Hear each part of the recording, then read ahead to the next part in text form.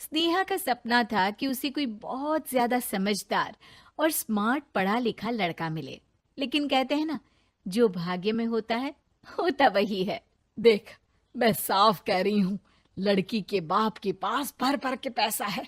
अरे एक बार लड़की ने तुझे पसंद कर लिया तो समझ के पैसे की तो नदियां भर जाएंगी, लेकिन फिर भी तेरी प्यास नहीं बुझेगी बेटा। अरे माँ, फ्रिज में मैंने 2 बोतल पानी की रखी है, और कैसे प्यास बुझेगी? अरे 5वीं फेल, मैं बात कर रही हूँ पैसों की प्यास की। तू गवाह नहीं समझेगा इस बात को। बस तुझसे लोगों की नौकरी करवा लो। वो क्या है ना आशीष की माँ, वो सीधा है, और जिसे तू लोगों की नौकरी बोल रही है ना, वो आशीष का प्यार है अपने लोगों के लिए, जिनसे वो प्यार करता है या जिनसे जुड़ा हुआ है वो। अरे जमाना नहीं रहा वो। अरे आज की डेट में तो ना बेटा माँ का है, ना ही पति पत्नी का। कैसी बात कर रही है माँ? चाहे दुनिया यहाँ की वहाँ क्यों ना हो जाए, मैं आपके बिना नहीं रह सकता। ना ही मैं आपको कभी धोखा दे सकता हूँ। अरे हाँ, ठीक है ठीक है। देख, लड़की को पढ़ा लिखा लड़का चाहिए तो वहां चुप रहना। जबान खोलेगा तो पता चल जाएगा कि 5वीं पास है। अरे तो पढ़ा देती ना आगे। माना सौतेली माँ हो, लेकिन दहेज की लालच तो अपने बेटे जैसी ही रख रही हो। पापा ऐसा मत बोलिए ना माँ को, वो मेरी माँ है, मैं उनसे बहुत प्यार करता हूँ। अच्छा अच्छा बेटा, कुछ नहीं कहता, बस तैयार हो जा, चलते हैं और देखते हैं कि कौन है लड़की और क्या चाहती है। सभी मिलकर लड़की देखने जाते हैं, जहां स्नेहा आशीष को देखकर ही इम्प्रेस हो जाती है। वाह, कितना हैंडसम है। काश इससे मेरी शादी हो जाती, लेकिन पता नहीं कितना पढ़ा लिखा है। स्नेहा, लड़का बहुत अच्छा है, बेचारी की माँ दूसरी है, लेकिन देख रही है ना, हीरा भी इतना चमकीला नहीं होगा जितना कि ये। स्नेहा को समझ नहीं आता कि वो क्या करे।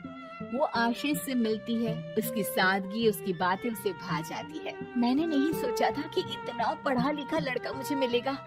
मैं शादी करने के लिए तैयार हूँ। और फिर स्नेहा और आशीष की शादी हो जाती है।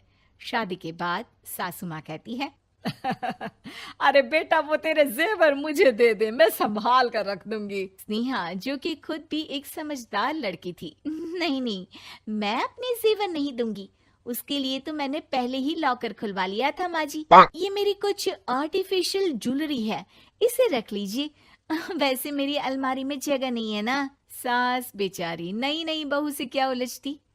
सुनिए जी, मैंने आपके लिए खाना और नाश्ता बना दिया है। ऑफिस कब जाना है? कौन से ऑफिस में? मैं तो घर का सारा काम करता हूँ। हाँ, क्या बात कर रहे हैं? इतना पढ़ लिख कर आप घर का काम क्यों करते हैं? कितना पढ़ लिख कर? मैंने तो सिर्फ 5वीं तक पढ़ाई की है। तभी वहाँ सास आ जाती है। अरे 5वीं तक भी पढ़ लिया तो समझो मेरी कृपा से, वरना तो जो इसके लक्षण थे ना, क्या बताना। अच्छा आशीष, जरा बाहर जा और भाग कर टूथपेस्ट लेकर आ। सुबह से मंजन नहीं किया। और हाँ, फिर जाकर दुकान की सफाई कर देना। तेरा छोटा भाई दुकान पर जाने को तैयार हो रहा है। स्नेहा ये सब सुनकर हैरान रह जाती है। वो सोचती है कि आखिर उससे क्या गलती हो गई जो उसके साथ ऐसा हुआ। आशीष स्नेहा के पास जाता है। सुनो, तुमको तो मैंने पहली मुलाकात में ही बताया था कि। स्नेहा आशीष की बात ही नहीं सुनना चाहती है। वो जोर से चिल्लाती है, चुप रहो बिल्कुल, गंवार कहीं के।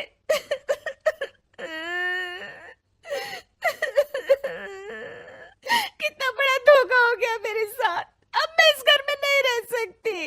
प्लीज ऐसी बात मत करो, मेरी पत्नी हो तुम, जैसे बोलोगी मैं वैसा करूंगा। मैं कोशिश करूंगा बाहर जाकर कोई काम ढूंढ लूं, पर प्लीज मत जाओ।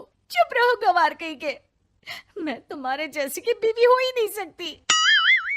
आशीष स्नेहा को लाख समझाने की कोशिश करता है, लेकिन वो अपने मायके चली जाती है। माँ चलिए ना, स्नेहा को मना कर लेकर आते हैं। अरे जाओ, बनाने जाए मेरी जूती।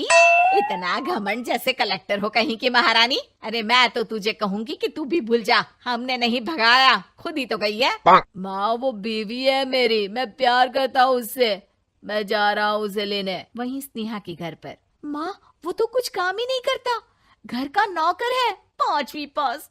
मैं नहीं रह सकती ऐसे आदमी के साथ माँ।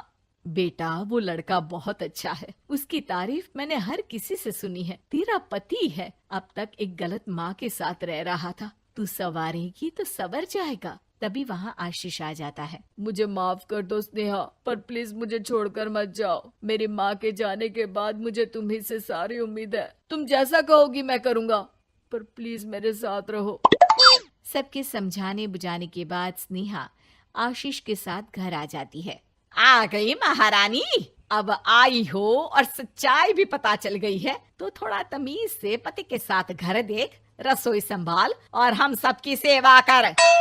देखो, मैं अब इस घर में बंटवारा चाहती हूँ। जो मेरे पति का हिस्सा है वो उसे मिले और वो आज से कोई काम नहीं करेंगे। हिस्सा ले लो, लेकिन कमाओगे क्या, खाओगे क्या, धूल मिट्टी। अरे तेरा पति किसी काम का नहीं है, वो तो मेरा बेटा कमा रहा है तो 2 रोटी मिल जाती है इसे। तभी वहाँ स्नेहा के ससुर आ जाते हैं। मैंने एक बंद फैक्ट्री को पहले ही आशीष के नाम कर दिया है और घर के 2 तल्ले में 1 तल्ला ले लो। मैं तो आशीष के पास रहूंगा, वकील थोड़ी देर में आता ही होगा। अरे जाओ जाओ, 2 दिन में भूख से तड़प कर सब वापस आ जाओगे। बढ़िया आई बहू बेटे वाली। फिर क्या था, स्नेहा आशीष के साथ मिलकर बंद फैक्ट्री को खोलती है और मन लगाकर काम करती है।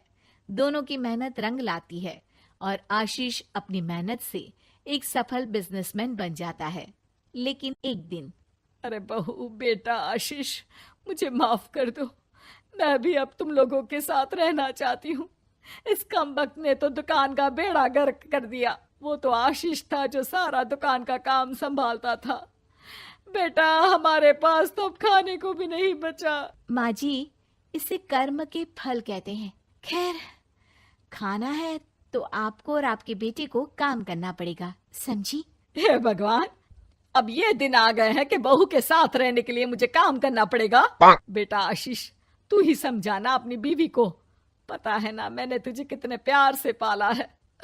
हाँ माँ, वो तो ऐसे ही बोल रही है आपको। अरे घर में कामकाज के लिए बहुत सारे नौकर चाकर है, आप आराम से रहिए माँ। स्नेहा आशीष का अच्छा और सरल सच्चा व्यवहार देखकर मन ही मन सोचती है, मेरा पति गवार ही सही, लेकिन दुनिया का सबसे अच्छा इंसान है।